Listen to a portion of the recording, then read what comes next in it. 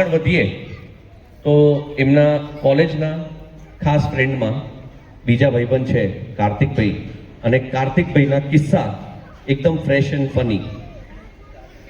1 મહિના પહેલાની વાત છે ઉત્સવભાઈ, 1 મહિના પહેલાની વાત છે કે જેની અંદર આ કિસ્સો બન્યો. સાંજે બધા ભાઈબંધો પાર્ટી કરવા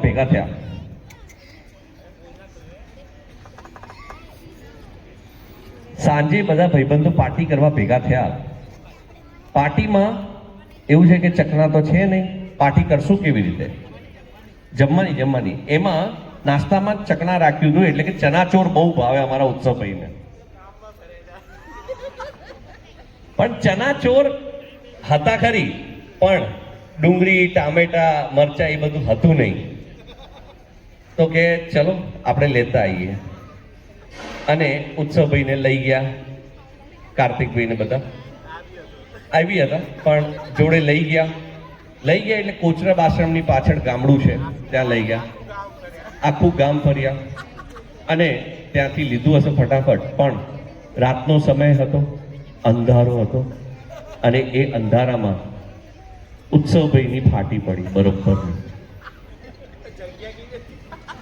જગ્યા જેવી હોય, પણ હકીકત એ હતી કે એમની એવી જબરજસ્ત ફાટી પડી કે તાત્કાલિક એમને કીધું કે તું ફટાફટ ગાડી દોડા, અહીંથી નીકળ, મારી ફાટી પડી છે. એવી હમણાં આ 1 મહિના પહેલાની વાત છે, એવો અમારો કિસ્સો છે. બીજી એક વસ્તુ સરસ મજાની કાર્તિકભાઈએ શેર કરી છે. કાર્તિકના કિસ્સામાં જ્યારે પણ કોઈ ઉત્સવભાઈ જોડે ડ્રાઈવ કરે છે, રાઈટ, અને ઉત્સવભાઈ એમની જોડે બેઠા હોય કે એ ચલાવતા હોય કે જે પણ જો ઉત્સવભાઈ ચલાવતા હોય કે બાજુમાં બેઠા હોય અને પાછળથી કોઈ હોર્ન મારતું હોય કે ડિપ્પર મારતો હોય ને, તો એમને સખત ઇરિટેશન થાય. એ ઇરિટેશન તો થાય ખરી, બરોબર છે, પણ માહોલ ત્યાં થમતો નથી. એ જે પણ ચલાવતો હોય ને, યુવરાજ ચલાવતો હોય, કાર્તિક, એને કે સાઈડમાં લે ને એની આગળ, અને એને ઊભી રાખીને ચાલુ પડી જાય.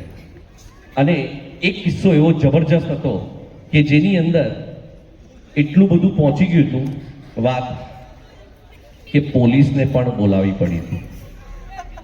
બરોબર, એવું જ એવા અમારા ઉત્સવભાઈ ખેલાડી છે, બહુ બધા કિસ્સા કરી ચૂક્યા છે.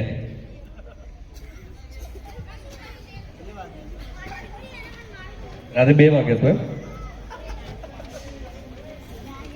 પણ છેલ્લે કાર્તિકભાઈ એવું જ કહે છે કે ઉત્સવભાઈ ડોક્ટર છે, ટોપર છે, ફૂડી છે, ફન લવર પણ છે, અને છેલ્લે એક મીઠી મનવાર એડ કરી છે કે ડરપોક પણ છે. પણ કહેવું પડે, ઓલ ઇન વન ઉત્સવ છે. એવા કાર્તિક અને ઉત્સવભાઈ માટે એકવાર તાળીઓ થઈ જાય.